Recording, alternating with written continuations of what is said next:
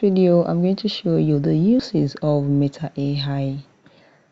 Recently, when you open your WhatsApp, you open your Messenger, you open your Facebook, you're going to meet Meta AI up and down. For example, now, this is our Meta AI here. Let's see, let me scroll up and see it is here. You can see here. Oh, sorry, I'm not sure my tab for you to see.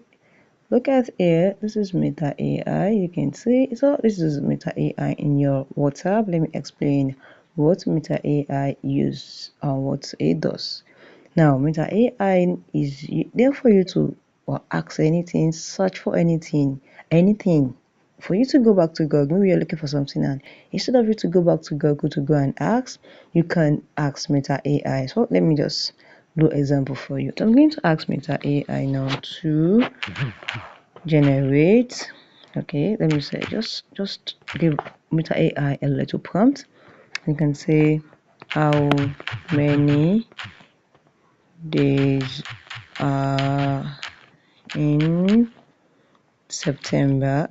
Let's say you can see, and once you have typed it, just click on this button here and wait for me.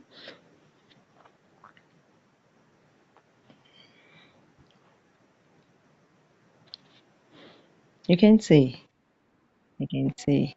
Meta AI answer me instantly. So for me to go to Google and ask Google on something on my WhatsApp, and I need to ask something very quick, for me to go back to Google, you can just go up and ask your Meta AI anything. It is there for you. So it is very easy and very fast. So guys, if you found this video helpful, click the like button, share and subscribe. Thank you guys.